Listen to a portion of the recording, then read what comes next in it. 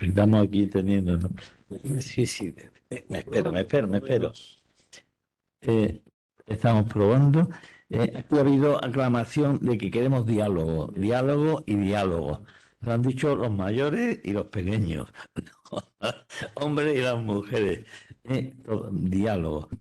Luego, este hombre ha dicho que, la verdad, yo me voy a callar ya, precisamente para eso. Y este hombre está en ello. Me ha llegado incluso a... ¿Habéis ya? Medio minuto, me ha amenazado diciendo que a la media hora se calla. Así que si nos levantamos, o sea, si no es, tenemos que él dice que va a provocar para que luego hablemos todos.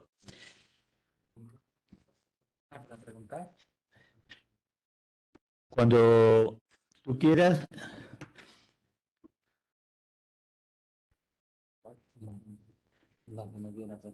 Venga, luego se lo explicas cuando empecemos. Ya empezamos. Buenas tardes, queridos amigos del itinerario. Eh, Estamos en el 6.º año. Hay gente, llevamos 6 años este es el 5.º, pero llevamos 6 años. El primero fue un trocito. Y gracias. Nos encontramos aquí hoy y todos los demás días, un puñado de gente de psicología, medicina, facultad de filosofía, derecho, etcétera. ¿Y a qué hemos venido?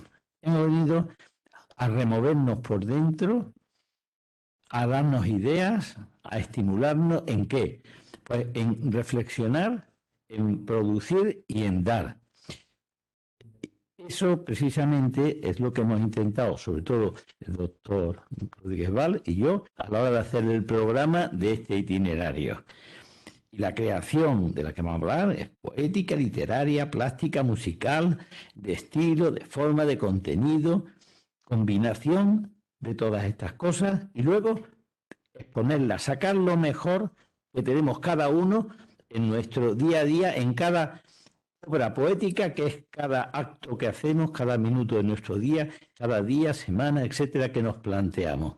Yo creo que por ahí tenían que ir los tiros en ese. ¿Sabes lo que José Domingo es capaz de remover en nosotros para que saquemos nosotros algo tan bello, tan bueno y tan verdadero, que sea él un artista, que vamos a removerle con estas palabras y la que queráis y lo que diga Paco, para que él nos provoque a nosotros y seamos capaces luego de tener una fiesta intelectual, afectiva, etcétera. Paco, di algo bonito y breve. Algo bonito y breve. Pues lo diré. Yo conozco a José Domingo desde hace 40 años. Hemos encanecido juntos. Así que fijaos lo que ha pasado, el tiempo que ha pasado. Él es hijo de médico y padre de médico. Cursó estudios de biología y de filosofía en la Universidad de Sevilla y se doctoró en filosofía en nuestra facultad en Sevilla con un trabajo precioso, pero que después tuvo ya una enjundia insuperable sobre el pensamiento, cuando se publicó como libro, al poco tiempo, sobre el pensamiento de Camilo José Cela. Él es profesor, escritor y miembro del grupo de investigación Naturaleza y Libertad. José Domingo se entiende una persona en búsqueda, fundamentalmente en búsqueda. Hay gente que vive en la certeza, otros en la angustia y la desesperación. No, él en una búsqueda esperanzada, a veces más desesperada, más dramática o menos dramática, pero en búsqueda siempre. Y en ese sentido, su actividad intelectual es ante todo relacionar, teniendo como eje central la filosofía, la relación entre pensamiento y literatura, entre pensamiento y ciencia natural. Esas son sus dos vertientes. Y sobre eso ha publicado unos libros maravillosos. Yo me voy a ceñir a los más representativos. Él es un experto escritor. Ha publicado, por ejemplo, la novela Serena Calamidad. Ha publicado 2 relatos magníficos, se llama así, 2 relatos invernales. Es también estudioso de la literatura y en ese sentido ha publicado en la editorial Almuzara, en torno al año 2006, un libro que se llama Breviario Poético del Siglo de Oro Andaluz. Y después, evidentemente, su relación entre filosofía y pensamiento, filosofía y literatura, con su obra académica más importante hasta el momento, que es El pensamiento de Camilo José Cela. Y después, como reflexión filosófica, un estudio, un ensayo que tiene en la revista Naturaleza y Libertad llamada Prolegómenos sobre Naturalismo Filosófico. Y el próximo libro que va a sacar, en breve, la semana que viene, posiblemente esté ya impreso a disposición de todo el que quiera leerlo, se llama Ayer y Hoy del Materialismo, para un diagnóstico de nuestro tiempo, que se va a publicar en la colección, en la editorial Senderos, ¿no? Pero con esto yo me callo. Quiero decir, ya he hecho una referencia biográfica, una referencia de inquietudes y una referencia de obras. Presentado queda. Sea él quien hable. Muchas gracias y enhorabuena por ello. Y saludos a todos los participantes que están conectados online y que les llegará muy bien todo esto. José Domingo. ¿Se me escucha? ¿Se me oye o no? Sí. Sí. Bueno, pues. Acércatelo un poquito más si quieres. Acerco un poco más. Que puede. Ahora, quizás. Mejor. Ahí. Muy bueno.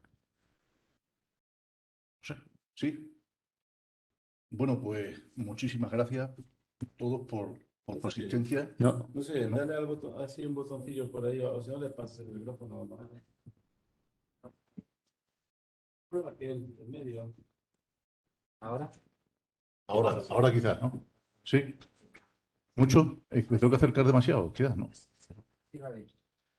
Bueno, ya veremos, a ver.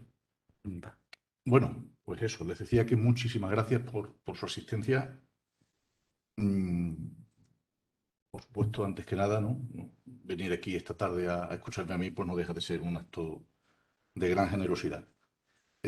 A los organizadores, a la Sociedad Andaluza de Medicina Psicosomática, a su presidente, a su vicepresidente y a la vez responsable aquí del Colegio de Médicos en lo que concierne a la organización del acto en esta sede, al Departamento de Filosofía y Lógica y Filosofía de la Ciencia y al Seminario Naturaleza y Libertad.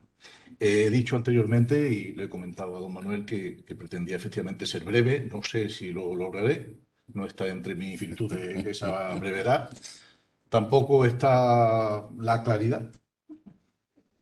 Y bueno, pues ya veremos, ¿no? Lo que sí quisiera ser es un poco provocador, pero provocador en buen sentido, ¿no? No una provocación soez, una provocación mal educada, sino precisamente provocar, como decía don Manuel, provocar quizás la reflexión, provocar la inquietud intelectual también, provocar preguntas y dudas y críticas, evidentemente, a lo que yo vaya a decir aquí, que no deja de ser ciertamente, bueno, pues problemático, porque, como ha dicho mi presentador, que en ese sentido pues ha acertado plenamente, yo ando, pues eso, ¿no? La vida filosófica, pues eso es una vida de búsqueda fundamentalmente. Y esas búsquedas, pues tienen esto, ¿no? Tienen esta peculiaridad de no saber muy bien a dónde nos están llevando y también a no contentarnos habitualmente con ninguna respuesta, de forma definitiva. Lo que sí es cierto es que andamos dándole vueltas y ya pues llevamos muchos años dándole vueltas. Entonces alguna cosa tiene uno medianamente pergeñada y configurada.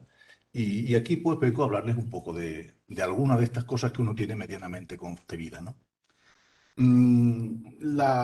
Mi aportación o mi intervención pues se va a articular en 3 o 4, digamos, epígrafes. Voy a comenzar con una contextualización. Esa contextualización, bueno, pues viene un poco a establecer el aquí y el ahora de esta reflexión, la oportunidad, digámoslo así, de realizar la reflexión que traigo para ustedes. Una vez hecha esta pequeña contextualización, intenta aclarar alguna cosa que del título pudiera ser equívoca, o al menos dar pie a ello, ¿no? A equivocación y a confusión. Fijaré bueno, las tesis nucleares que vengo yo a establecer, ¿no? Las fijaré, las enunciaré de una forma concisa, para a partir de ahí desarrollarlas también brevemente, ¿eh? y, y conectarlas, ¿eh? Y conectarlas. Por tanto, una vez que entremos en esa fase, pues comenzaré a desarrollar y a comentar la primera de las tesis, luego la segunda, y terminaré con un epílogo que llamo aquí un epílogo ilustrado, en el que traeré a colación pues algunos autores, señalaré unos breves textos de algunos autores, de 2, 3 autores, que me parece que coinciden en parte del diagnóstico que yo señalo, cada uno desde su esquina, digámoslo, geográfica y filosófico-ideológica también, ¿no? He escrito el texto. He escrito el texto porque, claro, esto, como comentamos anteriormente, el filósofo habla de lo que no sabe fundamentalmente, ¿eh? De lo que no sabe, y entonces ese andar a tientas requiere, por respeto a los oyentes, pues una articulación, un no perder el hilo y un decir las cosas con cierta claridad y coherencia y, en fin, consistencia, ¿no? Y bueno, por ese motivo es por lo que tengo esto aquí, que les iré comentando, le iré leyendo, comentando, etcétera, etcétera. Yo sé que a don Manuel esto no le gusta, pero porque él es médico y él sabe de lo que habla. Nosotros no. Entonces, tenemos otro tipo de... ¿Se me oye o no? Es que me están diciendo que no se oye bien. Sí. ¿Sí? Vale. Bueno, pues voy a comenzar. Voy a comenzar y... No se oiga todavía. Como, como los políticos, dos. ¿Se oye ahora mejor, quizás? Ahí, ahí. Ahora, entonces, si se oye mejor, pues estupendo, con los dos. Ahí está. Bueno, pues esto va a ser tremendo, ¿no? Ya si no se oye. Vale. Bueno, pues comienzo con esa contextualización en torno a la oportunidad y circunstancia de esta reflexión. Y bueno, digo que el lema que inspira esta quinta edición del itinerario Psicosomática y Filosofía de la Ciencia es, como todo el mundo conoce, conciencia y educación sentimental en la pospandemia. El término pospandemia, en torno al que se construye el sintagma del lema, parece aludir a una nueva situación, un nuevo estado de cosas instaurado a nivel mundial y, por tanto, agente de mudanzas en todos los órdenes: económico, social, político, cultural, sanitario, implicando en su afectación tanto al colectivo humano como al individuo concreto. Pareciera que hubiera un antes y un después de la pandemia a escala global, aunque lo mismo podría decirse de una guerra, como el caso en el que estamos recientemente involucrados, o de cualquier acontecimiento notable y traumático, como los atentados del 11S en Estados Unidos o del 11M en España, por poner solo 2 ejemplos más. Cada acontecimiento por separado, como la sucesión como la sucesión continuada de todos ellos, tienen la capacidad de provocar convulsiones a las que de alguna manera hemos necesitado hacer frente y lo seguimos necesitando. Acontecimientos como la pandemia por COVID o la guerra de Ucrania hacen que sintamos quebrar el suelo bajo nuestros pies, hacen que nos sintamos abocados a un abismo hacia el que nos vamos precipitando sin remedio. Incertidumbre es el término con el que los ciudadanos señalamos esa experiencia. Estado de alarma ha sido la expresión con que los gobiernos y otras instituciones de poder han oficializado la situación devenida y que casi sin resistencia hemos asumido la ciudadanía atónita y asustada. Sin embargo, debo decir, algo chirría en esta alarma global que las autoridades han decretado. Algo extraño sucede cuando las autoridades pretenden concitar un acuerdo unánime y sin fisuras en el reconocimiento de una situación que califican de alarmante y de muy peligrosa. Algo disuena cuando las autoridades pretenden de la ciudadanía una aceptación ciega de las medidas salvíficas o paliativas que imponen, cuando nos exigen entrega y cumplimiento casi militar de sus mandatos, por las buenas o por las malas. En cualquier caso, siempre bajo coacción y en cualquier caso siempre por nuestro bien y para nuestro bien como única e indiscutida premisa. Esta reflexión, como filósofo, nace de la inquietud que me provoca la sorprendente y súbita preocupación de los gobiernos europeos, y del español entre ellos, por la vida de sus ciudadanos. Nace del espectáculo casi obsceno de la compungida pose con la que nuestros gobernantes se erigen en férreos protectores de nuestra salud, en abnegados controladores de nuestros desafueros, en paladines de nuestra educación cívica y moral, en supremos gestores de recursos y estrategias para convencernos de que saben lo que hacen, de la eficacia inequívoca de las medidas adoptadas, para convencernos, en definitiva, de la legítima necesidad de ejercer su poder absoluto sobre los ciudadanos. Nace también esta reflexión de la alarmante mansedumbre y temerosa diligencia con que obedecemos a las imposiciones del poder. Y a propósito de medidas adoptadas, legitimidad del poder y mansedumbre ciudadana, ¿en qué se diferencian las medidas adoptadas en Noruega, Estados Unidos, China y España, por ejemplo?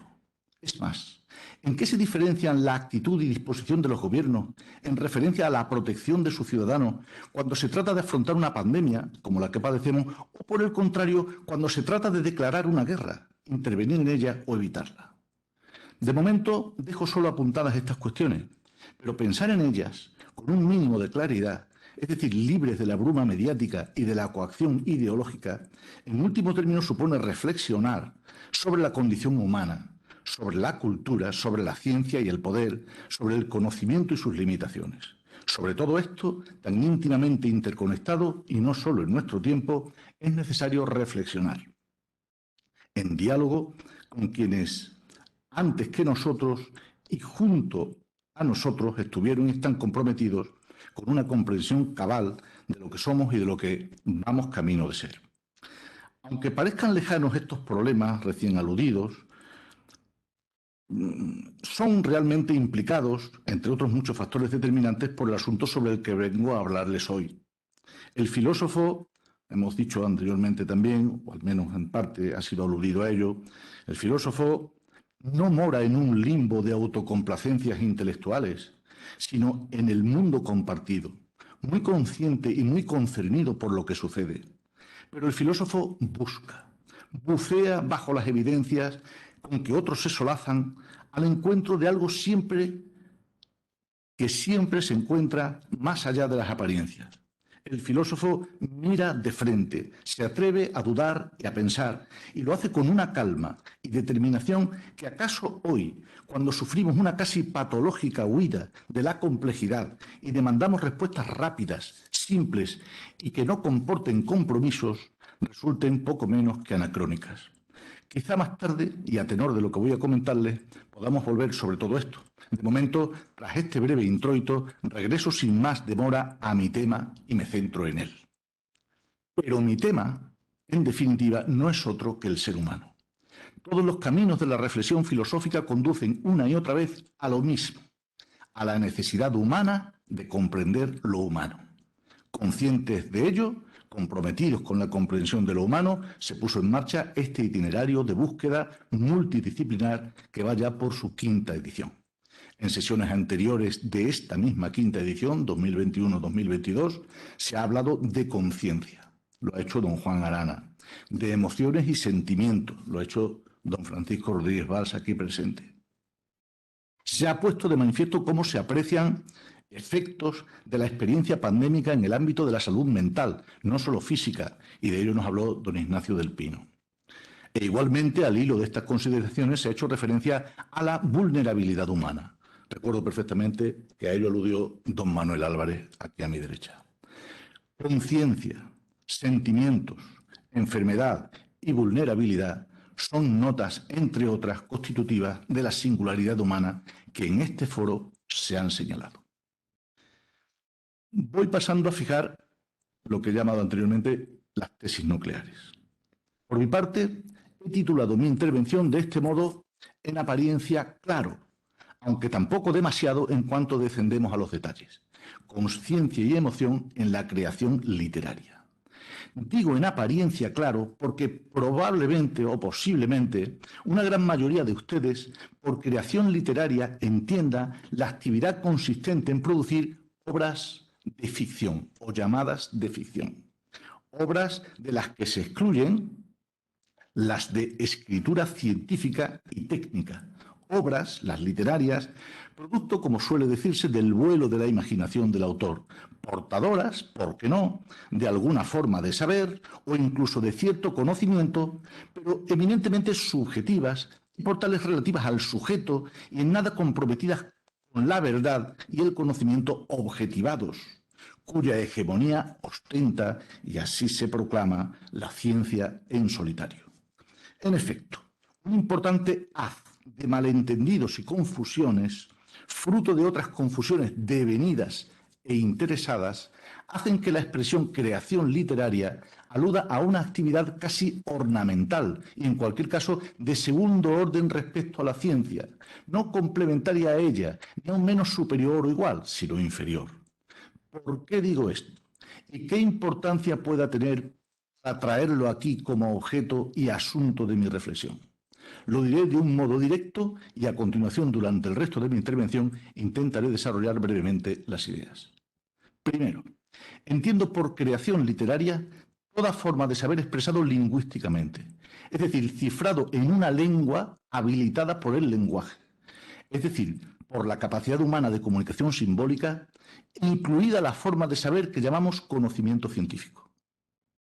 El conocimiento científico es, pues, una creación literaria, con todas sus consecuencias, y de eso habrá que hablar. Segundo, la ignorancia o el olvido deliberado de este hecho crucial y de sus consecuencias ha provocado, de un lado, la progresiva capitalización materialista de la ciencia, y de otro, gracias a su triunfo, el triunfo de la alianza ciencia-materialismo, ha provocado el silencioso surgimiento del hombre masa actual o del actual hombre masa, adiccionado al consumo en cualquiera de sus formas y objetos, esclavo de un desear ilimitado, dominable, controlable, perfectamente gobernable, inseguro e intolerante a la frustración y a la incertidumbre, atrapado entre el nihilismo y el ansia de inmortalidad. He formulado de una forma sintética y en una primera formulación las dos tesis nucleares. Voy a pasar a desarrollarlas y establecer conexión entre ellas. Fijadas estas posiciones, procedo a desarrollar en dos partes o instancias sendas dimensiones del mismo fenómeno. Por una parte, la rendición del hombre occidental y occidentalizado a la tecnociencia como el sustituto laico de la religión y a los tecnocientíficos como los nuevos sumos sacerdotes a los que la ciudadanía universal venera y rinde culto incondicional.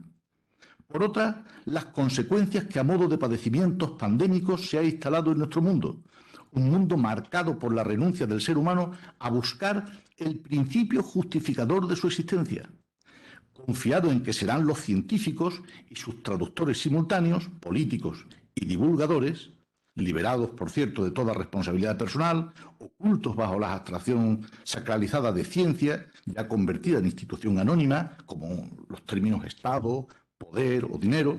Digo que serán los científicos y sus traductores simultáneos quienes den las respuestas que en verdad necesitamos y con la urgencia, además, que les exigimos. Hay un texto de don Juan Arana que alude con su habitual sutileza a este tirar la piedra y esconder la mano que en nombre de la ciencia y del progreso practica el científico. Dice Arana en un libro que tengo por aquí para mostrarles, Ciencia y religión, ¿enemigas o aliadas?, pregunta Arana. Para mí es uno de los mejores productos de la privilegiada mente de don Juan Arana, que lo tengo permanentemente conmigo y que he leído con gran interés y con frecuencia. Dice Juan Arana, el científico no solo reconoce, sino que alardea de que en su modo de acercarse al objeto estudiado no hay nada personal. Dice, claro que lo hay, digo yo, y mucho. Lo que sucede es que con frecuencia ni siquiera lo sabe, embebido en la trascendental tarea que le han hecho creer que tiene encomendada. Primera tesis a la que abordo en este momento. Vuelvo a enunciarla de una manera distinta, más sintética, pero vuelvo a ello. Toda forma de saber y de conocimiento expresado y transmitido por una lengua es creación literaria, incluido lo que llamamos ciencia. Los seres humanos nos figuramos seres inteligentes, conscientes y sentientes. Nuestra inteligencia es consciente y nuestros sentimientos también lo son. Por eso son el resultado de un proceso educativo, es decir, de un modelado cultural en el que interviene como educadora toda la comunidad y toda la tradición, incluida muy señaladamente la tradición lingüística que la configura. Esa inteligencia consciente, que es la nota de nuestra singularidad, constituye y condiciona la manera humana de estar en el mundo.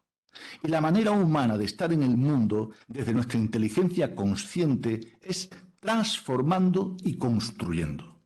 Somos seres transformadores y constructores, productores. Practicamos una transformación productiva o una producción transformadora. Y es a través de esa práctica, y gracias a ella, como comprendemos.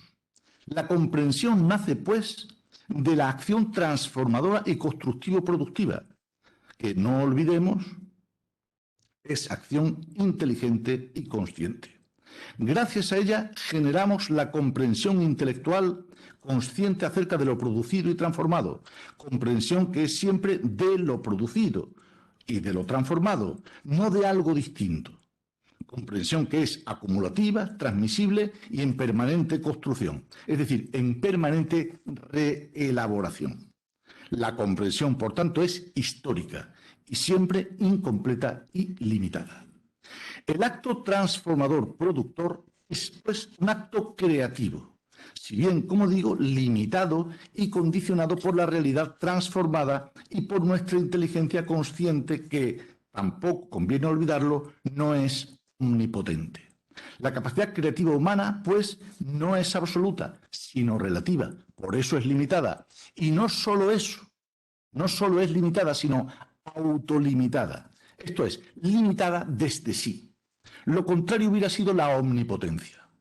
Pero es gracias a esta inteligencia, aunque limitada, que sobrevivimos, transformando el medio según nuestras necesidades y capacidades, comprendiéndolo en la medida que lo construimos y apropiándonoslo a través del uso y la comprensión. A la síntesis forjada entre transformar, comprender y apropiar nos referimos con el término conocer. Existe una gran diferencia, no obstante, entre la comprensión tecnopráctica, ajena o previa a la mediación lingüística, que genera un aprendizaje y una comprensión transmisibles por imitación, por emulación mimética, como el aprendiz aprende solo con observar al maestro y ensayar a imitarlo, no necesita explicaciones, mira, ve, observa, imita y aprende. Digo que existe una gran diferencia entre esa forma de comprensión tecnopráctica y la comprensión mediada por el lenguaje y la lengua, es decir, la comprensión cifrada lingüísticamente. Ambas son productos de la creatividad humana, pero solo la segunda es, estrictamente hablando, creación literaria. La creación literaria edifica la realidad comprendida, la compendia, que no es más que realidad construida, producida, por mor de ser expresada. La comprensión, tanto en su faceta tecnopráctica como en su faceta literaria, son producciones culturales, porque, en definitiva y en sentido amplio, todo lo que el ser humano hace, es decir, todo lo que el ser humano produce, es cultura. Un hacha de sílex y una flecha son cultura. Una mesa es cultura. Como también un poema, un dibujo o una catedral, una religión o un refrán. Un tratado de medicina o el acto de labrar la tierra o recolectar frambuesas. Todas esas manifestaciones culturales son realidades producidas. Así, podemos decir que los seres humanos no solo transformamos, producimos, comprendemos, sino que en ese proceso construimos realidad. Nos construimos la realidad que habitamos. Por eso nos la apropiamos en forma de conocimiento, que es la expresión suprema de la apropiación y del dominio. En rigor, para nosotros no hay otra más que la realidad construida. No hay más que la realidad habitada culturalmente. En la medida que esa construcción cultural sea mediada por el lenguaje y la lengua, es decir, haya adquirido forma lingüística, para nosotros no hay literalmente otra realidad conocida que la creada literariamente. A estas producciones culturales las llamamos saberes y a ellas debemos nuestra orientación en el mundo. Arte, ciencia, religión, filosofía, política y todos los subproductos que generamos, son realidades culturales, parcelas del total saber humano, producto de nuestra actividad creativa, que no creadora. Somos seres creativos, no creadores. Las únicas sobre las que en rigor podemos seguir edificando conocimiento, que no es más que la narración comprensiva de la realidad construida, de la realidad cultural, cultivada. Conocimiento es cultura narrada y la narración es creación literaria. Toda creación literaria es, pues, una forma de conocimiento, esto es, realidad creada, también la ciencia. Y aquí es donde pretendía llegar. Así, el conocimiento científico es producto de la creatividad humana y manifiesta esas dos facetas, tecnopráctica, esto es, ejecutable, y teórica, esto es, literaria. Desde esta perspectiva, ni se puede decir que ese conocimiento sea absoluto, ni que la realidad producida sea ajena al sujeto productor.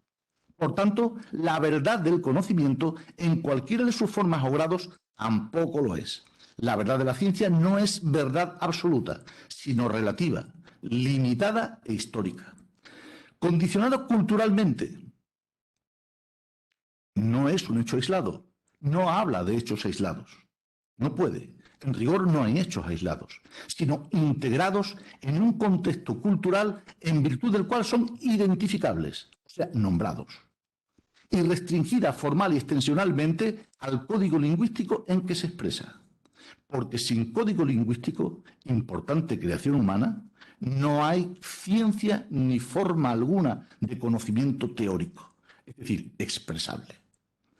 La estrategia para obtener lo que llamamos ciencia es un combinado de tradición y búsqueda, y se concreta en una narración inteligible, comprensiva y transmisible.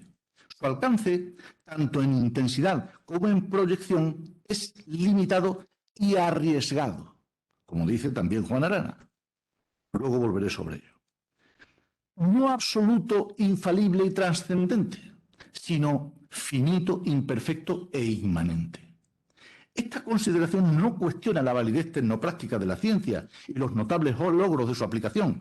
Tan solo señala un rasgo que es deliberada e interesadamente olvidado o ignorado: su condición de producto creativo.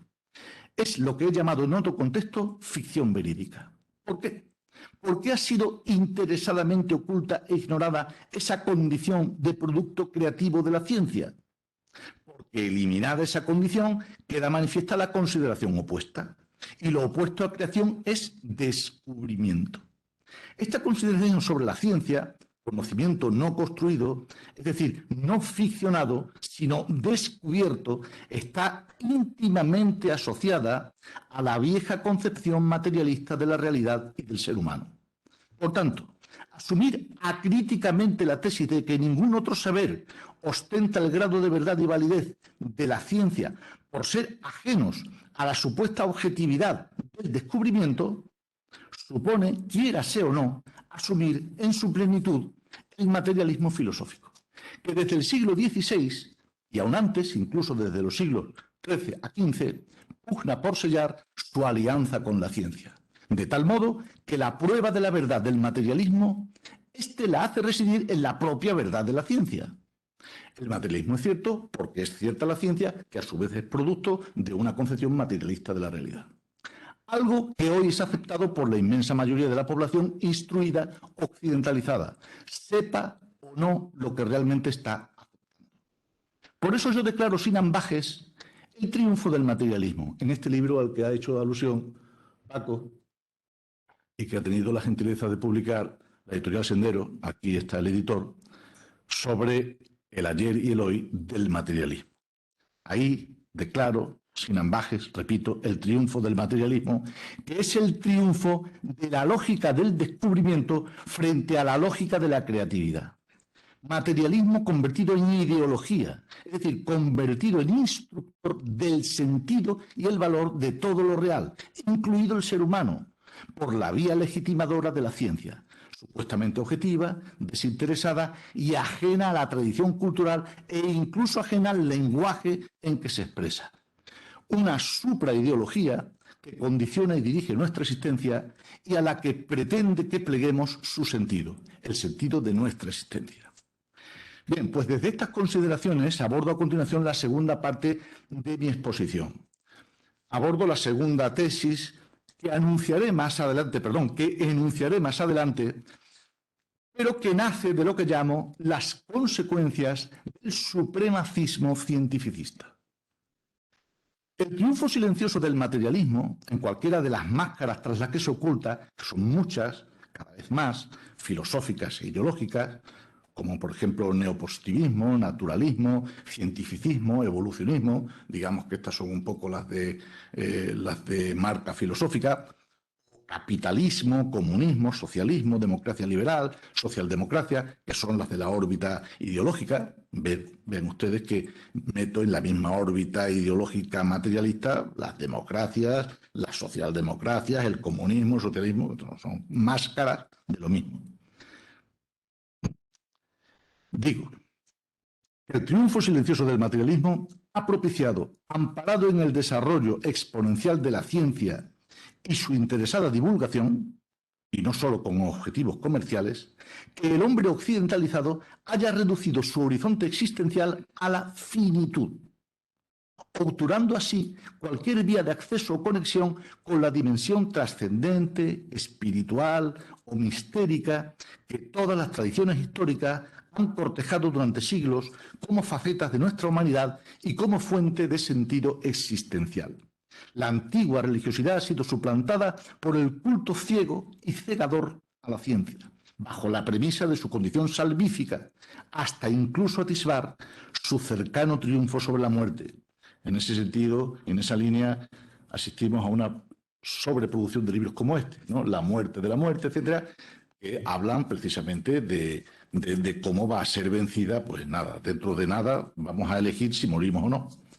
Y de qué manera probablemente quien quiera morirse y cómo podamos vivir, en fin, una serie de cosas que no son ninguna tontería,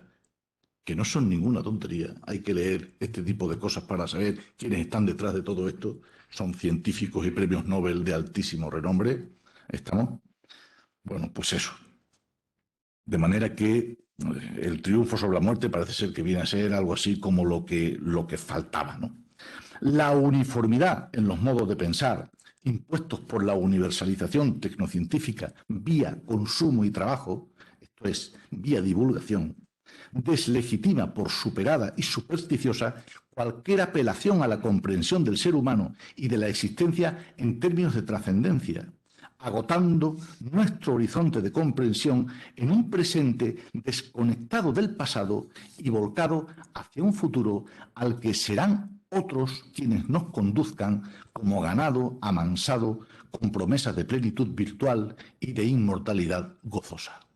Las preguntas radicales que cualquier ser humano en pleno uso de su autoconsciencia debería formular quedan ignoradas, cuando no subliminalmente respondidas en fórmulas que la gente maneja de manera pues ya cotidiana y normal, como por ejemplo animal humano o producto azaroso de la evolución biológica y cuestiones así, ¿no?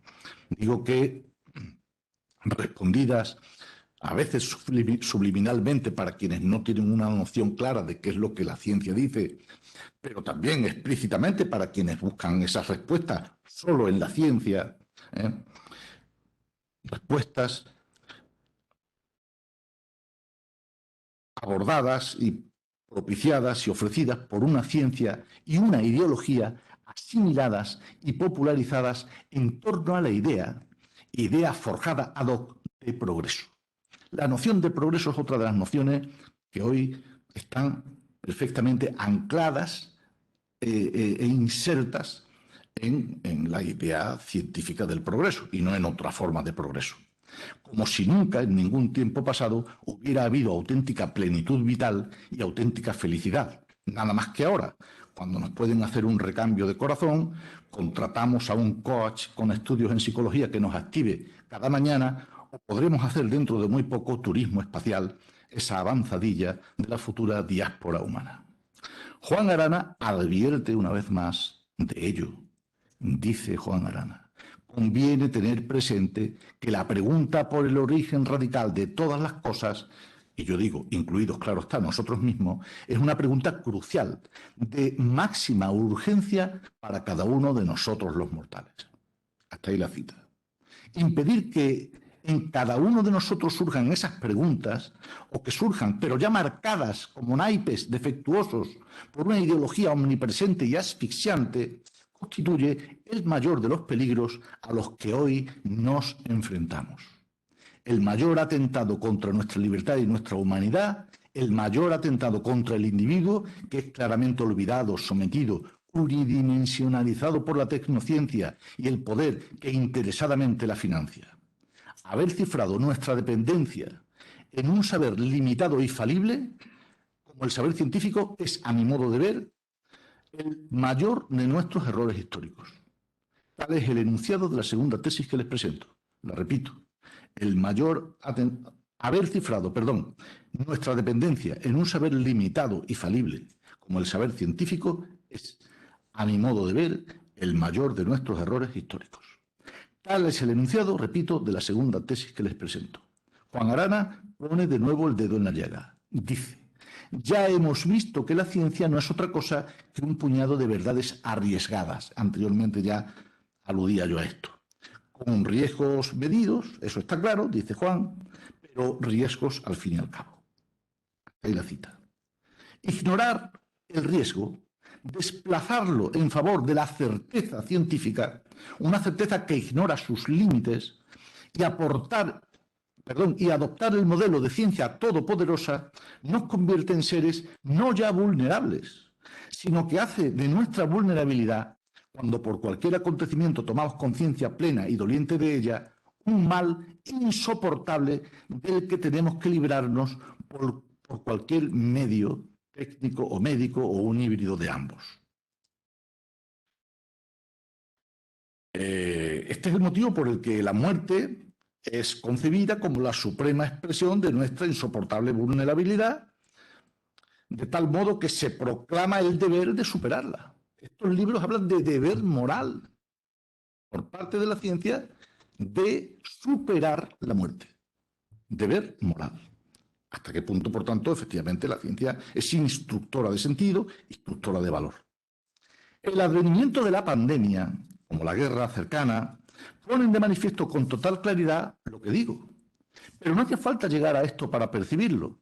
Afrontar la vida y el porvenir desde la finitud, es decir, renunciando a explorar y a permitir que afloren otras dimensiones de la existencia, como el triunfo del materialismo viene imponiendo, ya hace de nuestra conciencia de vulnerabilidad una experiencia insoportable, precisamente por los modos de vida que el propio materialismo, vía progreso tecnocientífico y la ideología que lo inspira, ha inducido en el hombre occidentalizado.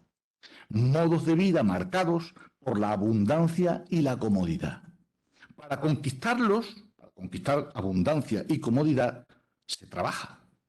Para mantenerlos y blindarlos, se acepta el yugo del poder, aunque sea cínico y arbitrario, como es su amparo en la ciencia. Ese exceso de comodidad, entendida como indicador de progreso, junto al ocio improductivo y consumista, no solo embrutece, sino que atrofia. Estamos atrofiados de comodidad, ávidos de diversión, y venderíamos nuestra alma al diablo por no salir jamás de esta burbuja de confort autista. Perpetuarla parece haberse convertido en el único horizonte del hombre occidentalizado, enfermo de un infinito deseo imposible de satisfacer. La intolerancia a la frustración se ha convertido ya en una nueva pandemia, silenciosa y por supuesto más letal, porque es otra forma de muerte la que provoca, más letal digo, que el temible coronavirus. Y bueno, voy terminando. Entro en lo que he llamado el epílogo ilustrado. Quisiera en este tramo final volver sobre un par de problemas que han quedado diluidos o no debidamente enfatizados en el desarrollo de mi reflexión. Lo haré de la mano de tres autoridades, al menos para mí lo son en este caso Eduardo Nicol, José Saramago y Ernst Jüngel. Me refiero en primer lugar a la difícil presencia de la filosofía en la actualidad y el inquietante síntoma de su progresiva suplantación. Y en segundo lugar, me refiero a los límites del nombrar y el definir, que marcan los ignorados límites de nuestro conocimiento. Por último, para terminar, dejaré abierto este ejercicio de reflexión filosófica para que sean ustedes quienes tomen el relevo. Por lo demás, reivindico desde aquí el maltratado y desprestigiado argumento de autoridad, pero no para incurrir en falacias lógicas ni para amparar mi falta de argumentos, sino para rendir culto y homenaje a la tradición y a quienes descollaron en ella porque pensaron antes y con frecuencia mejor que nosotros, y porque su legado es fuente constante de inspiración creativa. Voy a aludir a estos autores a leer, muy brevemente unos pequeños textos, con la idea más o menos de provocar igualmente e ilustrar también lo que hasta ahora he dicho. Y comienzo hablando y nombrando a Stephen Hawking, que en su obra de 2010, El gran diseño, se manifiesta en estos términos. Dice Stephen Hawking, y quiero establecer una comparación con Eduardo Nicol en este sentido. Dice Hawking, ¿cómo podemos comprender el mundo en que nos hallamos? ¿Cómo se comporta el universo? ¿Cuál es la naturaleza de la realidad? ¿De dónde viene todo lo que nos rodea? ¿Necesitó el universo un creador? Tradicionalmente, dice Hawking, estas han sido cuestiones para la filosofía. Pero la filosofía ha muerto. La filosofía no se ha mantenido al corriente de los desarrollos modernos de la ciencia, en particular de la física. En nuestra búsqueda de conocimiento, los científicos se han convertido en los portadores de la antorcha del descubrimiento. Hasta ahí la cita. ¿A qué les suena esta música y esta letra? Esto lo dice el gran sabio británico, amparado en la impunidad intelectual que le confiere su enorme prestigio como físico y matemático, tanto que le permite decretar sin rubor la muerte de la filosofía como quien decreta la muerte de la poesía o el fin de la historia. Frente a estas palabras, fruto de una desoladora ignorancia en alguien de su enjundia, les leo estas otras de Eduardo Nicol, el gran filósofo catalán, hoy casi olvidado, emigrado a México, fallecido en 1990. Palabras estas procedentes de su obra de 1980, La Reforma de la Filosofía. Dice Nicol, la posición de la filosofía en el mundo ha sido siempre tensa. Sin que esta tensión haya podido resolverse nunca por completo, la presencia de la filosofía era aceptada tácitamente y esta aceptación era un signo imperceptible de normalidad en el mundo. Algo anda mal en el mundo y no en la filosofía cuando fallan las condiciones que garantizan vitalmente su presencia. Es ella, la filosofía, la que presta normalidad a su mundo y si ella está en peligro, este es signo visible de la anormalidad en el ser mundano. Hasta ahí la cita de Nicol. Juzguen ustedes mismos. 1. Hawking decreta la muerte de la filosofía, su obsolescencia, al tiempo que decreta su sustitución por la ciencia, cuyos designios sugiere que nos entreguemos. Otro, Nicol, llama la atención sobre la función incómoda y necesaria, provocadora, de la actividad filosófica, garantía de la tensa normalidad histórica. Paso al segundo asunto. Respecto a la lengua, el lenguaje y los límites del conocimiento, traigo a colación las sorprendentes palabras de José Saramago en su obra Ensayo sobre la ceguera de 1995. Dice Saramago, lo innombrable existe y ese es su nombre, nada más. Y más adelante dice, dentro de nosotros hay algo que no tiene nombre. Esa cosa es lo que somos. Hasta ahí Saramago. Y es que el principio justificador, digo yo, de nuestra existencia es inexplicable, incomprensible e innombrable, desde nuestra misma existencia. Parece razonable, por demás, que ese principio justificador de nuestra existencia, al no ser creado por nosotros, no podemos crear el principio justificador de nuestra propia existencia, sino demandado o demandarlo desde la propia autolimitación de nuestro conocimiento, parece razonable que sea innombrable, tan innombrable como lo que realmente somos.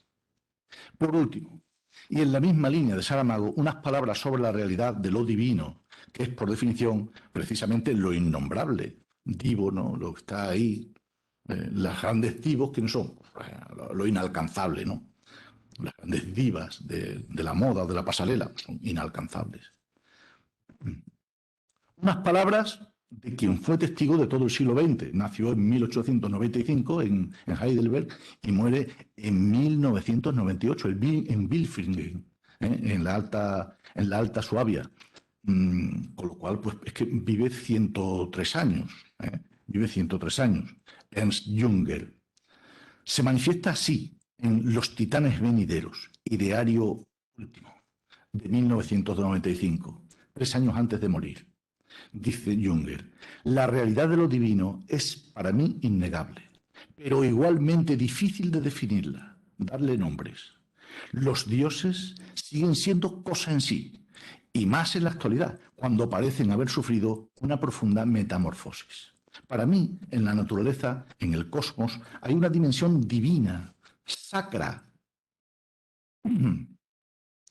una dimensión divina, sacra. En este sentido, el moderno neopaganismo es una conclusión apresurada, dice Jünger, o por lo menos una fase de transición. Sin embargo, considero que lo importante sigue siendo el individuo, el gran solitario, capaz de resistir en las situaciones difíciles, como la que está llegando y que será una nueva edad del hierro. Aunque uno no se implique en visiones apocalípticas, termino con esto, no se puede dejar de percibir la situación de pobreza. Es una pobreza planetaria, debida al hecho de que determinada forma de existencia parece haber entrado en crisis. Hasta ahí la cita. Me pregunto, formulo la pregunta, ¿de qué clase de pandemia parecen estar previniéndonos Nicole, Saramago o Jünger?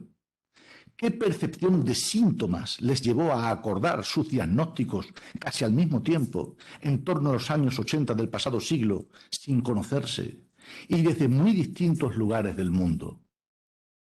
En fin, no les aburro más. Muchas gracias por su atención.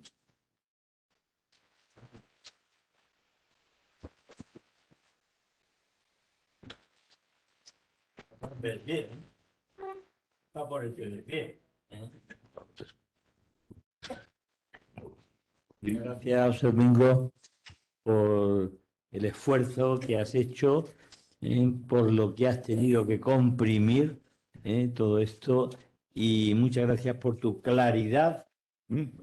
Por tu claridad. No me digas, don Manuel, que he conseguido... Yo lo digo, soy el tío más torpe al respective. Pues gracias por tu claridad, gracias por tu luz, porque creo que has abierto muchas ventanas.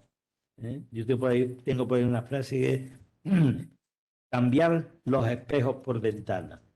De nuestra habitación llena de espejos y nos estamos viendo, ensimismando, como la ciencia y como lo demás.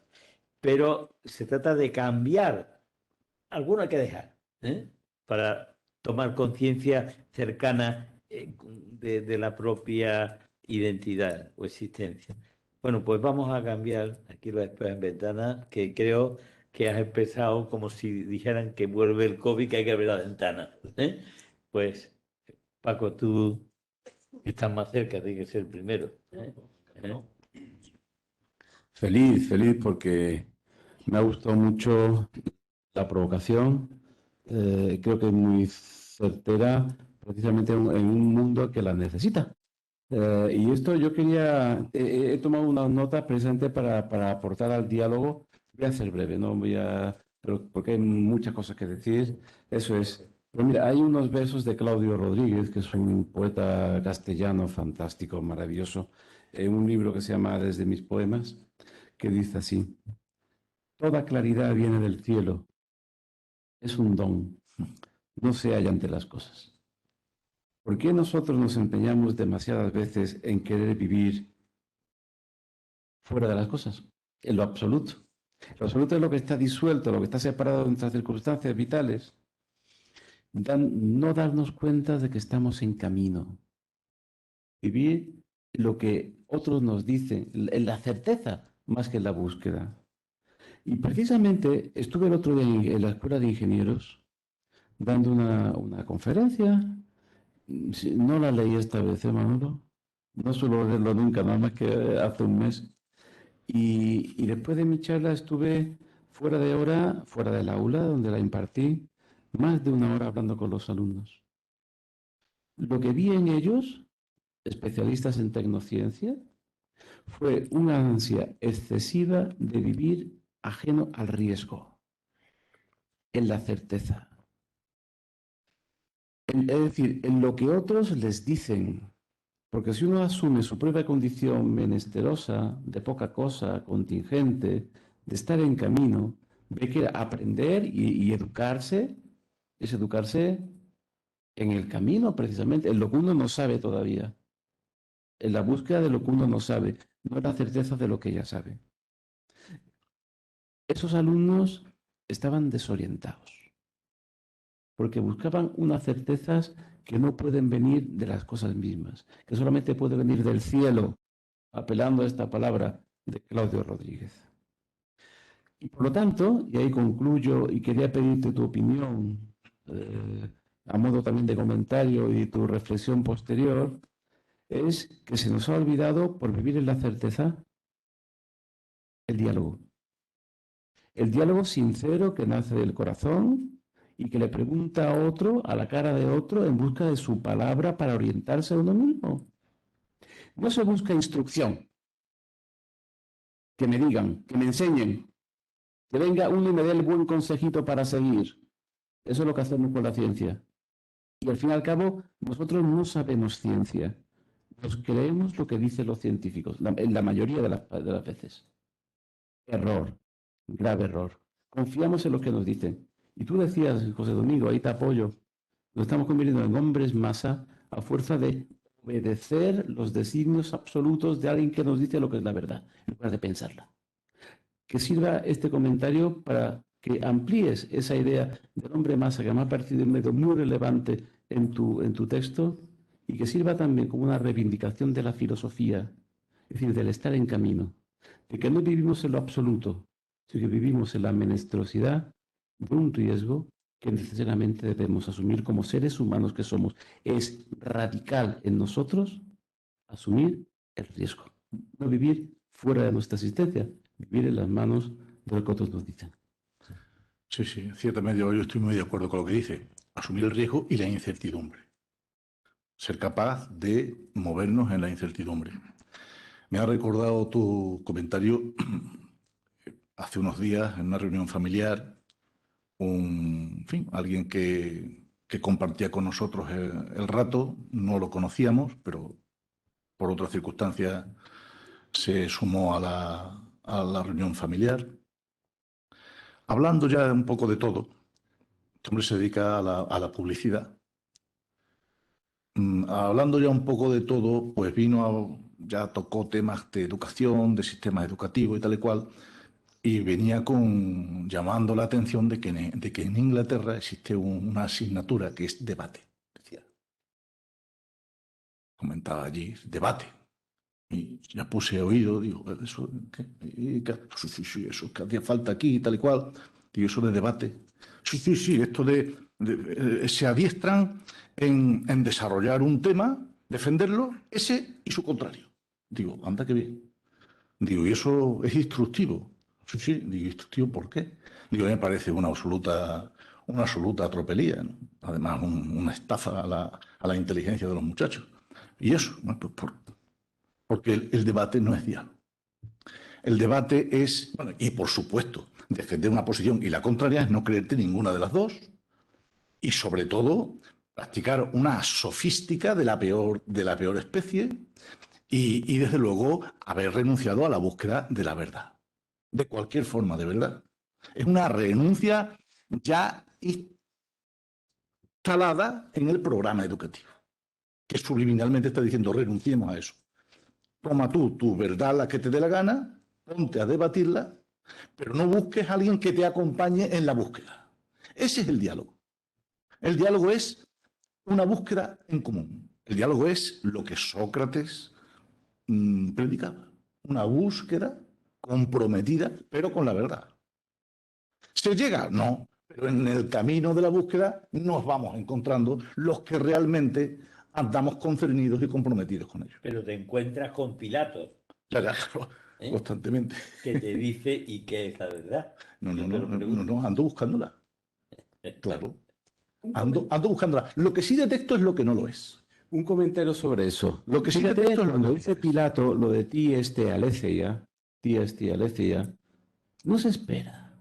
Lo de Pilato no era una búsqueda, no era una auténtica pregunta, No. era un darse la vuelta ante la verdad. ¿Y si se hubiera esperado, lo hubiera dicho, Señor Jesucristo? ¿Cuál es la verdad? Y se hubiera quedado mirando el rostro mirando. Porque está acomodado a la suya. Es decir, no era una Y pregunta no, real, no era un diálogo, era un rechazo a la verdad, y que está en forma de pregunta, pero no una pregunta verdadera.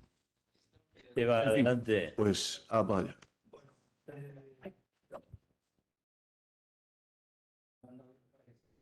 Sí, oye. Para que lo oigan los telespectadores. Ahí mismo. José Domingo, lo primero que quiero decirte es darte mi más profunda enhorabuena por la conferencia tan extraordinaria que me parece que con la que acabas de hacernos gozar, ¿eh? O sea, magistralmente para mí trabada, como suele ser habitual tanto en tus textos como en tus conferencias. Y desde luego además has conseguido aquello que empezaste diciendo al comienzo de la charla. De alguna manera has provocado, a mí me has provocado en dos sentidos, en el mejor de los sentidos, por supuesto, pero en dos aspectos, quiero decir. Primero, porque efectivamente el título de la charla, de alguna manera, ha despistado. Eso en primer lugar. Y en segundo lugar, porque creo que has volcado sobre la ciencia todas tus energías en un aspecto que me parece, cuanto menos en mi caso, que no termino de comprender. Es el siguiente. Efectivamente, la ciencia está instrumentalizada por la ideología, por el materialismo, por el naturalismo. Sabes, y lo hemos discutido, que he leído profundamente, muy atentamente tu penúltimo libro sobre el último libro que está a punto de salir en librerías, que edita Salvador, y lo he leído, tuve el privilegio de leerlo ya en PDF, y estoy de acuerdo en la mayor parte de las cosas que comentas, como lo que acabas de decir aquí. Sin embargo, yo sí creo, y creo que también conoces esa opinión mía, que hay dos aspectos de la ciencia que tendemos a confundir. Uno, la ciencia aplica el método científico, siempre lo digo con la misma frase, para detectar regularidades de la naturaleza. Otra cosa es la práctica de la ciencia, la práctica que hacen los científicos de ella o aquellos que financian a los científicos. Ahí sí creo que hay una materialización de todo el conjunto, porque como tú has dicho en otros textos anteriores, y no recuerdo cuáles, en efecto, la ciencia no busca la verdad, sino que lo que encuentran es conocimiento. Pongo el ejemplo, digamos, más claro, al menos para mí, la fisión nuclear, las reacciones de la fisión nuclear son las que son. Ese es un conocimiento que es el que es. Pero a partir de ahí, los científicos, las ideologías, la política, efectivamente puede hacer un uso para generar energía en beneficio de la humanidad o para crear bombas. La propia biología, la propia ciencia conoce unas leyes, unas normas de la constitución biológica que son las que son. Y la ideología luego hace el manejo que le interesa orientar, le interesa instrumentar con fines, como tú bien has dicho, para orientar la realidad y hace lo que hace. De manera que yo no termino de comprender, José Domingo, que sea el mayor error el creerse el conocimiento de la ciencia. Quizá para mí el mayor error sea el haber roto, bueno, pues con la naturaleza humana, creerse el ser humano, pues ese concepto de libertad en autonomía, y libertad algunos han llamado libertad prometeica, que nos lleva pues a todos esos desbarres que tú has dicho y que han criticado los grandes pensadores desde Juan Arana a los anteriores que tú comentabas. Muchas gracias. Bueno, pues muchas gracias, Esteban, por tu comentario.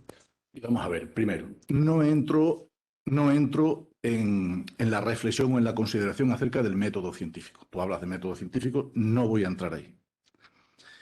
No voy a entrar ahí porque eso nos llevaría más lejos y también es una cosa que está sacralizada y que hay que también conocer. Eso por una parte. Por otra parte, lo que yo he dicho es que, efectivamente, mi comentario respecto de que la ciencia sea un producto de la creación humana y en la medida en que se concreta lingüísticamente es creación literaria y literariamente se expresa conscientemente y se estudia y se aprende, he dicho que efectivamente la ciencia tiene esa peculiaridad que olvidamos, que pretendemos ignorar y que ignoramos y pretendemos ignorar porque de alguna manera se nos conduce a ello. Y se nos conduce a ello porque la ciencia se ha convertido en una parte, en un instrumento ideológico al servicio de un materialismo omnipresente. Estamos que marca y que condiciona efectivamente nuestras vidas. Lo que yo he dicho es que cometemos un tremendo error entregándonos y por tanto confiando de forma ciega a un saber que es limitado, que es falible, que es absolutamente imperfecto y en permanente construcción. Eso es lo que yo he dicho. Yo he dicho que efectivamente el conocimiento científico tiene una validez que yo, ¿cómo voy a discutir?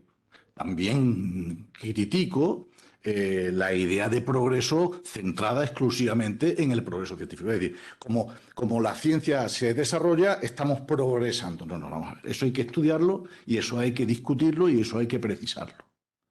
¿De acuerdo? Y desde luego yo opino que se ha vivido en otros tiempos probablemente mejor que ahora, a pesar de que ahora podamos recambiarnos el corazón. Claro, si nos parece tan importante esto de recambiarnos el corazón es porque estamos sobrevalorando, bueno, nuestra vida hasta unos extremos extraordinarios, hasta el punto, y no nos resulta raro que efectivamente haya, al calor de todo esto, quien lo que postule es precisamente la superación de la muerte. Como si esto estuviese ahí de una forma subliminalmente operando en la gente que cree y que hace, pues, ostentación precisamente de este valor absoluto de la ciencia. Es decir, yo estoy de acuerdo con lo que... Perdón.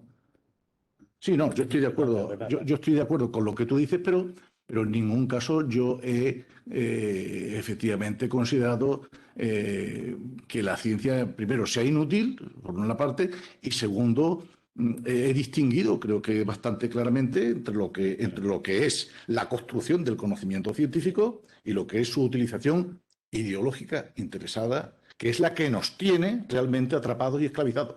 Vamos a ver si contrastamos, que hay hambre de comunicar. Seguimos. Luis. Luis.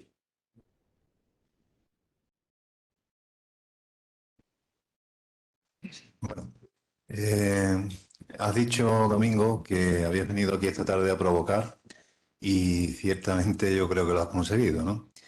A ver, a mí me ha pasado leyendo algunos de tus escritos y escuchando hoy esta conferencia, pues que efectivamente me siento provocado en mi posición realista, ¿no?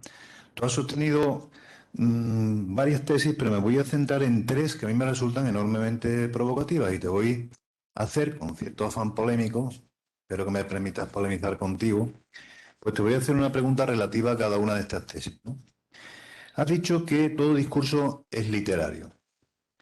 Y a mí me gustaría preguntarte si todo discurso es literario, ¿cómo se puede distinguir entre unos discursos y otros? Luego dijiste, y se ha comentado aquí ya, que la ciencia es una construcción relativa e histórica. Y claro, mi pregunta es, si la ciencia es una construcción relativa e histórica, ¿qué relación tiene con la verdad? Por último, has dicho, resumiendo, creo, todo lo anterior, que construimos la realidad. Y a este respecto, pues también me gustaría preguntarte, porque si nuestra realidad es construida, ¿cómo podemos diferenciar el delirio o el sueño de la conciencia realista? En definitiva, ¿cómo podemos distinguir una construcción de la realidad verdadera de una construcción de la realidad falsa? En realidad te estoy haciendo la pregunta que ha sacado aquí el doctor Álvarez hace un breve instante, ¿no? Te estoy preguntando por cómo se puede ver la verdad desde tu punto de vista, que yo calificaría de constructivista. Es decir, cómo desde una posición como la tuya se puede decir y fundamentar la verdad.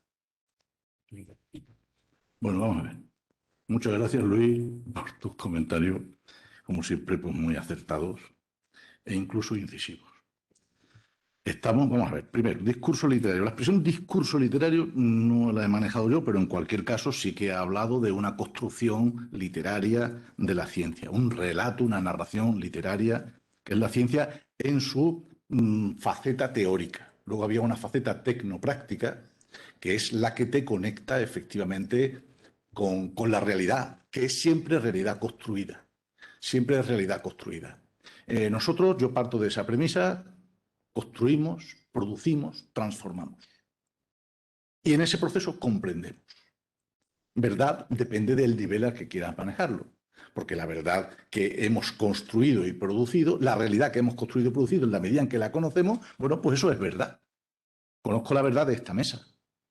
Conozco la verdad de este libro. Que sé cómo se hace o cómo se ha hecho. Ahí tienes una noción de verdad.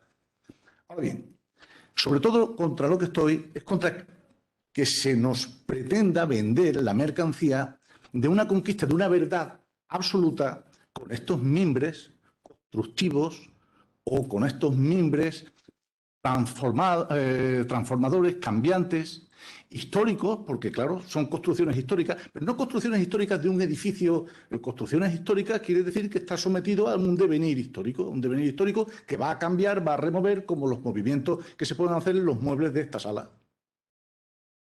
¿Estamos? Okay. Y en ese sentido estamos cambiándolo todo. No tiene nada que ver probablemente la medicina de ahora con la medicina de hace 5 siglos o 7 siglos, la ingeniería, la arquitectura. ¿Y había arquitectura cuando los egipcios? Pues claro que la hay, mira, toda la que hay. Y bien compleja. ¿Y ciencia los árabes? Pues operaban cataratas en el papiro de Ebers y en todo esto, ahí está descrito, etc. Bueno, ¿y qué pasa? No, es que ahora se hace mejor. Vale, ¿y qué? Pero en aquel momento había una plenitud, había un conocimiento, había una construcción de una verdad adaptada a lo que tenemos. Otra cosa son las verdades últimas, definitivas, lo que yo he llamado los principios justificadores de la existencia. Eso está fuera de nuestro alcance desde mi punto de vista. Y solamente podemos tentarlo, palparlo a tientas. ¿Mediante qué? Mediante probablemente, pues, como Leonardo establecía, ¿no? Una especie de ir más allá de la ciencia. Para Leonardo la ciencia era un paso previo y el arte era precisamente la expresión de la construcción con arreglo efectivamente al funcionamiento de los organismos. El arte era una recreación del funcionamiento orgánico. Y precisamente esa práctica y ese ejercicio artístico es el que te conducía a a una, ¿cómo te diría yo?, a un palpar un orden y un horizonte de verdad que está más allá de la finitud de lo que construimos y transformamos y producimos. Por ahí va la orientación de lo que yo quiero decir, que a lo mejor no me he explicado suficientemente. ¿Cómo distinguir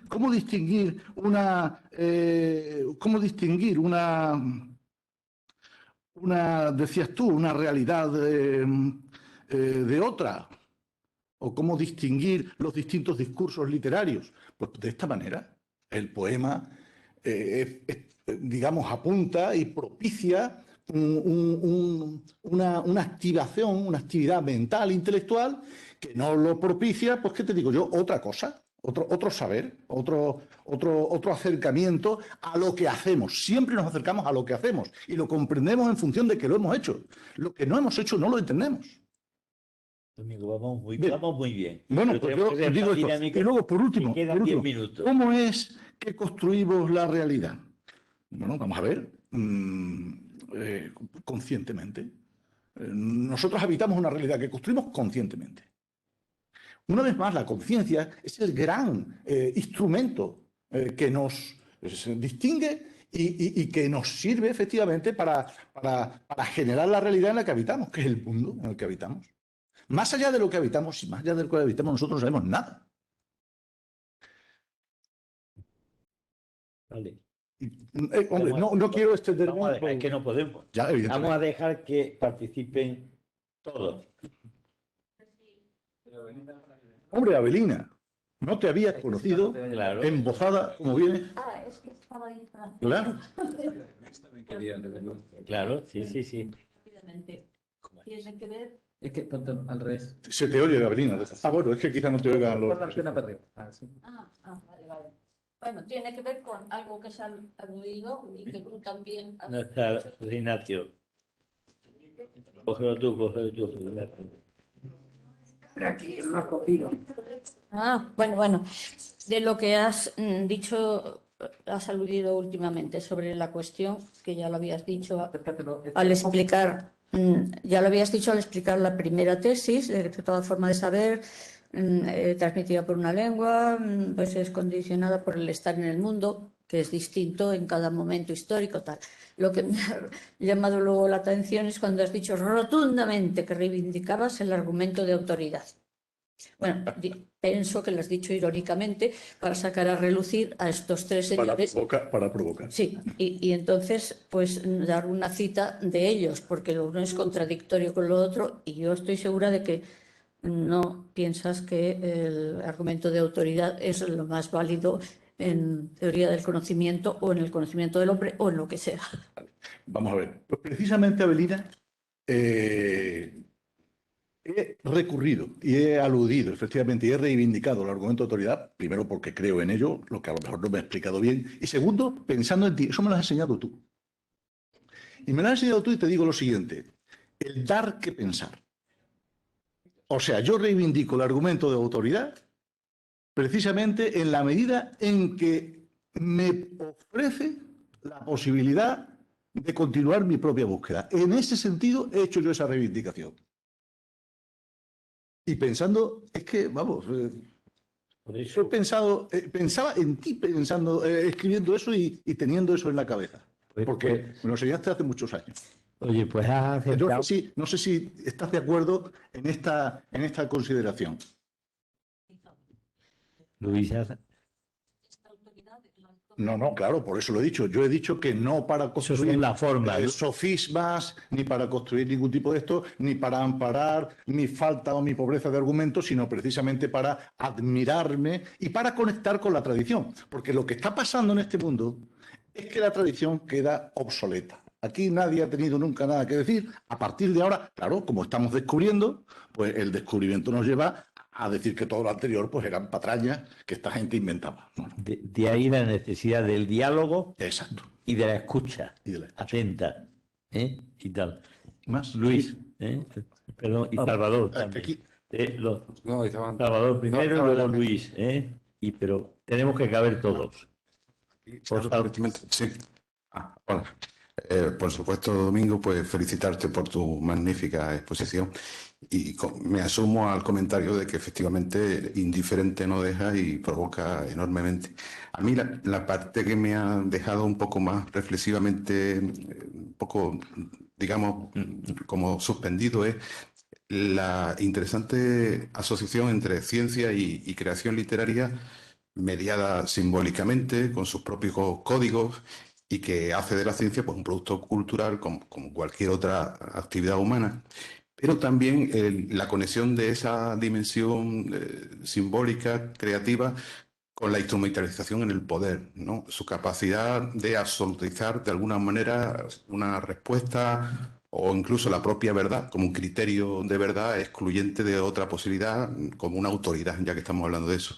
Entonces, la cuestión que me deja ahí un poco con interés saber tú qué piensas, si es una construcción simbólica, cultural, ¿habría otra ciencia posible? Es decir, otra posibilidad de ser ciencia construida con otros símbolos, con otros mecanismos, con otros filtros, que pudiera ser de alguna manera independiente de esa instrumentalización y por lo tanto que pudiera eludir ese materialismo con el que termina por casar profundamente? No sé si eso es posible imaginar, es una total hipótesis, Sí, claro. te entiendo muy bien lo que me dices.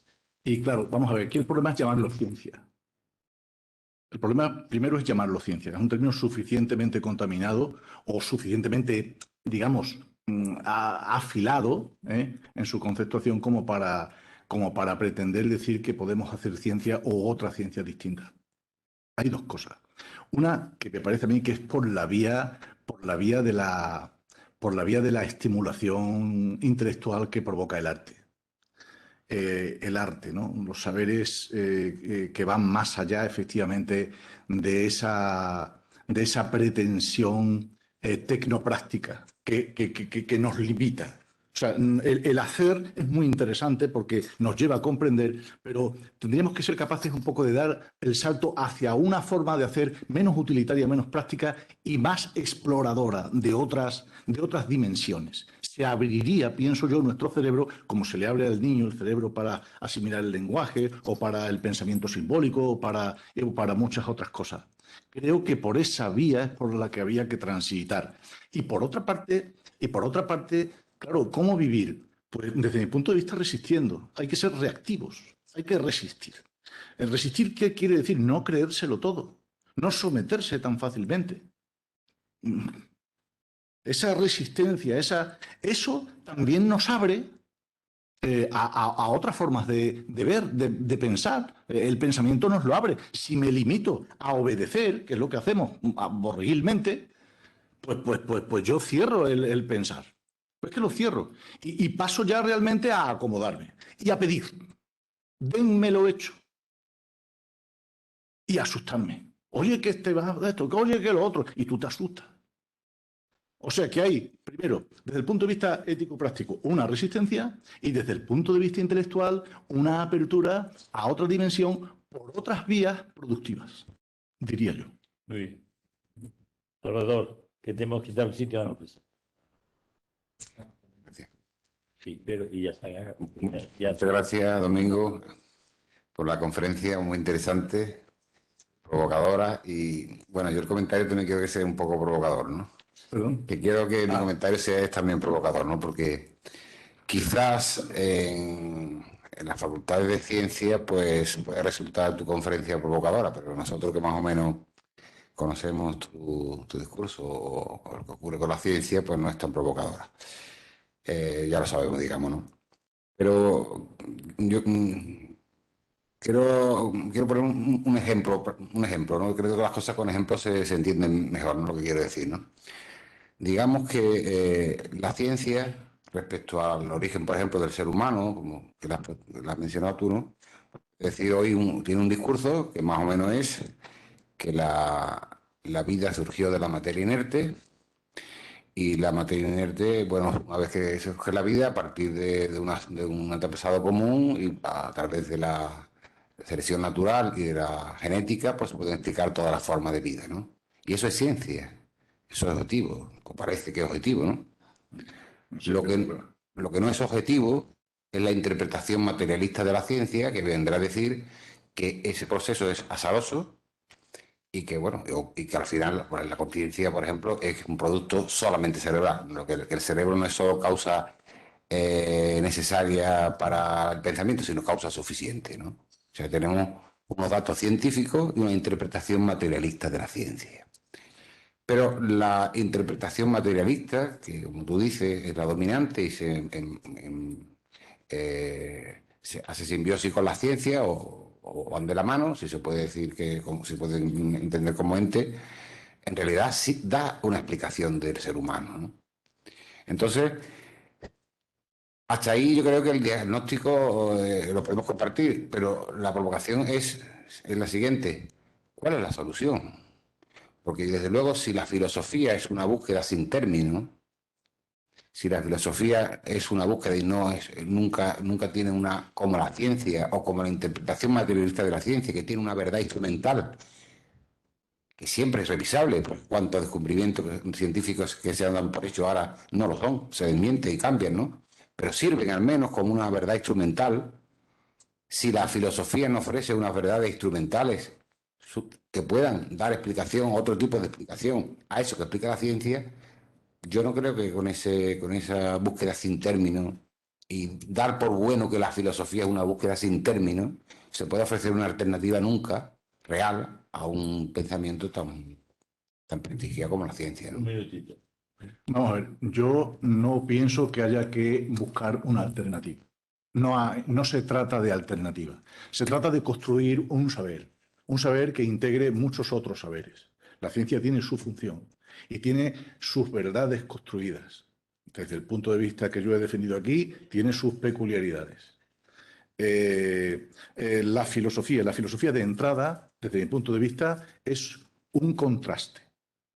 Y la necesidad de la filosofía hoy y desde hace algún tiempo es precisamente la de servir de contraste, de contrapeso. Hoy ese contraste y ese contrapeso es, desde mi punto de vista, una vía de liberación de la esclavitud en la que estamos realmente cayendo, que viene motivada por esta alianza materialismo-ciencia.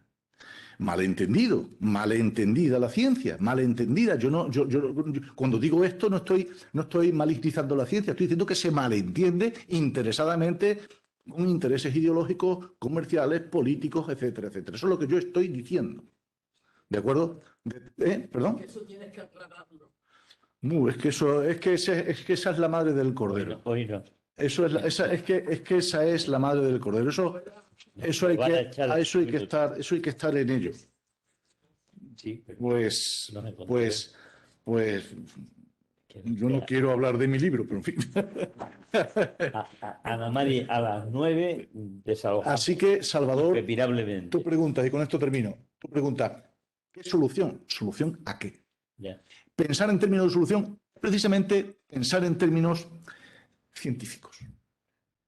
Y justamente ese es, desde mi punto de vista, el error cuando nosotros no somos capaces de pensar en otra cosa. Por eso digo que ese cientificismo materialista no se ha convertido en pensamiento único, sino algo mucho peor, en único modo de pensar. Lo has evocado muy bien, ¿eh? Y con esto, Lo has evocado muy pues bien. termino ya porque Sí, don sí. Manuel manda. Venga, Y yo, Ana, es que la que ha provocado el rico diálogo es María Ángela. Así que venga, remata. Encantada, José Domingo encantada, José Domingo, de tu conferencia. Yo casi no entiendo lo que hablan los filósofos, de verdad, porque no, nosotros tampoco. no, pero bueno, mi formación no era de filosofía cuando tuvimos que elegir, y entonces me cuesta trabajo entenderlos, pero te he entendido perfectamente. Entonces, muchísimas gracias por eso, me parece una conferencia muy, muy valiente, que no solo en este foro, sino en muchos foros de jóvenes sería imprescindible, desde mi punto de vista. Y quisiera acabar con una frase de Marañón que dice que tenemos que acostumbrarnos siempre a vivir con dos cosas, uno con la nostalgia y otro con la incertidumbre. Y yo creo que la incertidumbre del filósofo es la que debería contagiarnos a todos. Y en este sentido, quizás lo que decía Salvador, ¿no? La incertidumbre es necesaria. Y nada, muchísimas gracias. Y me gustaría en otro momento, sí, porque estoy muy preocupada siempre y por eso digo que esta conferencia sería interesante en otros foros, porque creo que la respuesta está en que hay muchas sociedades enfermas o evolutivamente ha habido muchas sociedades enfermas que han justificado a lo mejor ese pensamiento de Saramago o de otros autores, ¿no? Y me encantaría, luego hablo contigo sobre las sociedades enfermas, ¿vale? Pues muchas gracias. Ahora hablaremos de eso, pero que te prometo procurar una mini conferencia en cuanto a personas, aquí presentes, para continuar el debate con el artista y con la provocadora.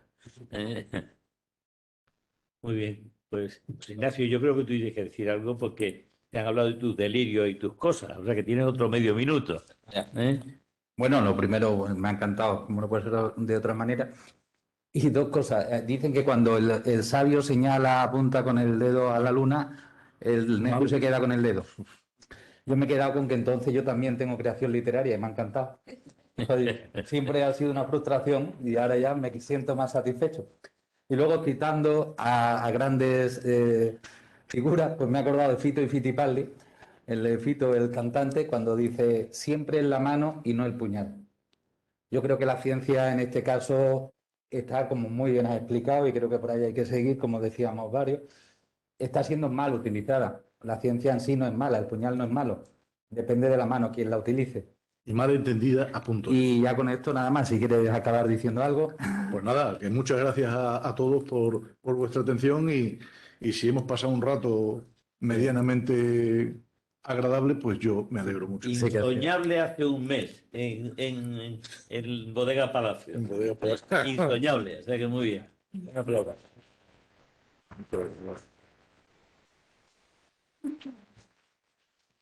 Ya, pues vamos a desalojar. Objetivo conseguido de provocar la Pues, claro, bueno. ¿Cuántas nos quedan? Son dos. Claro,